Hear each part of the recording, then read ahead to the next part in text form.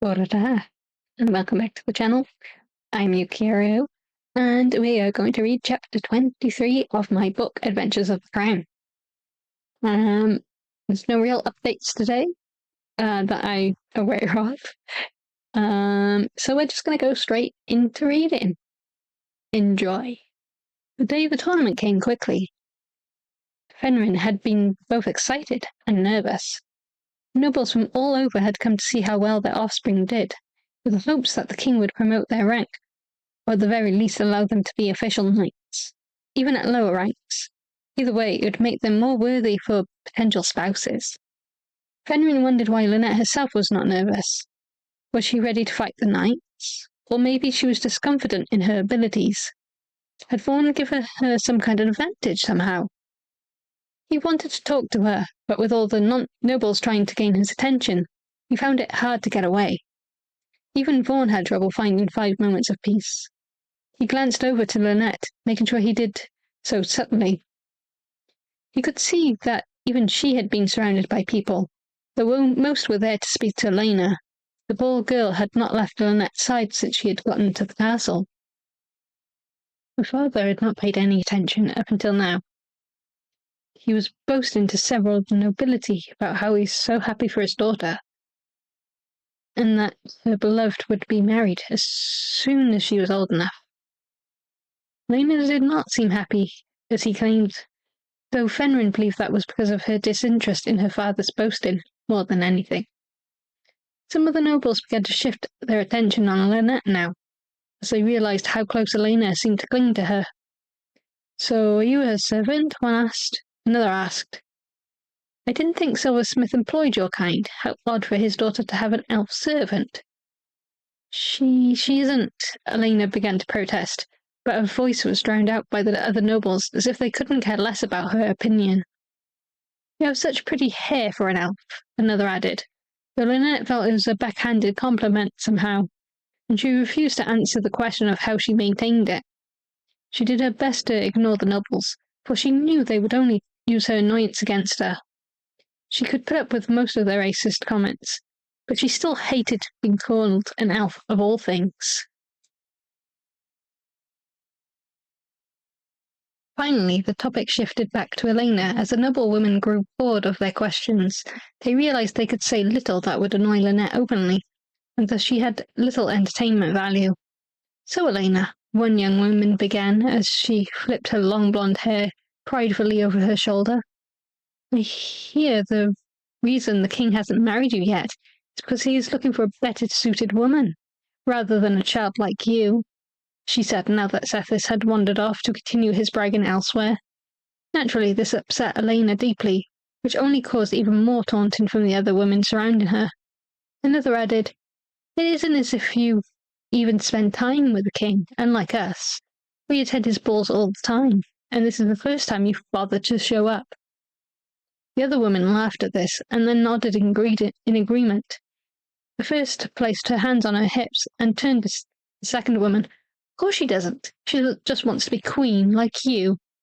You don't even think the king's all that great. You call him a fool behind his back all the time," she scowled. The second woman gave an offended look to the first. "How dare you?" Lynette gave an inaudible sigh before she placed a comforting hand on Elena, who was too upset to defend herself. "You women should be ashamed of yourself," she scolded, showing her disapproval evidently upon her face. "How do you think His Majesty will respond if he heard you speaking to his betrothed that way?" At this, the 2 women scoffed and stormed off in opposite directions. Thank you," Elena said quietly, as she fidgeted her dress between her fingers. "I know they are only saying these things to upset me, but," she trailed off. The group around her had also departed now that the 2 women had gone. "Don't let them get to you. Even if it is pretended, you cannot show that they upset you. It only gives them more fuel to taunt you with," Lynette said softly, offering Elena a gentle smile.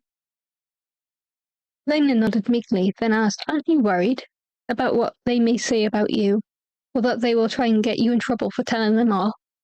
"Not at all," Lynette said with a smirk. "If they did try that, they would have to explain to everyone here why I scolded them." Then what do you think would happen? They would look bad in front of the king and everyone, and their parents would be ashamed, Elena said thoughtfully. Lynette nodded with approval. So you see, you don't have to worry. They may try other ways to make me look bad. They won't use this particular moment against me, Lynette said with a smirk. I should thank Lord Vaughan for his excellent training on how to deal with nobles like them. He really is a good man, Elena agreed.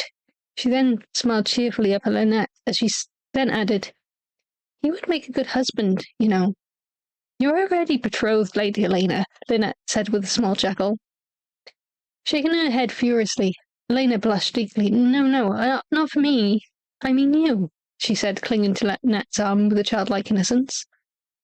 Lynette's mouth opened, then shut, then opened again as she attempted to think up a response to Elena's words. It took her several moments before she finally said, I have no interest in humans. I think I said as much before. Besides, Lord Fawn is... Elena tilted her head curiously to the side. Lord Fawn is... What? She asked. Never mind. Anyway, he and I are on good terms, certainly, but we do not feel that way for each other, Lynette said softly. She realized that Elena had no idea of Fawn's true feelings, and if she did find out, she would only become upset. No, Fawn's love for his king should never be brought up, unless he himself choose to do so. Oh, he doesn't look down on you because of your ears, does he? Elena asked softly. I know a lot of people do, but I don't know why. Lynette's expression showed a hint of amusement. No, he's not treated me badly, she said with a gentle smile. Then with a quieter voice, she continued with, honestly, only the other nobility tend to give me any hassle. The humans in the city are less hostile. And I can only assume it is because they do not have sticks shoved where the sun don't shine. Elena laughed at this. She much preferred Lynette's company than that of other nobility. Elena had explained to the other women during one of their talks she had little dealings with others of her title, as her father kept her home. Her only real companions were the guild's teachers that had been sent to her, and the odd servant or two that her father trusted. After a moment, Fenrir raised his voice over the noise of the nobles. I want to thank you all for coming here today. His words almost sounded as though he had recited them many times the night before. If all squires and their appointed knights could head straight to the tournament grounds, we can get the games underway soon. Fawn now appeared next to the Lynette, almost startling her. She had been so focused on watching Fenrir's painfully wooden speech that she had not noticed his arrival. He needs more practice, he murmured, and Lynette nodded to her agreement. At any rate, we shall go too, as soon as I can get Elena over to him.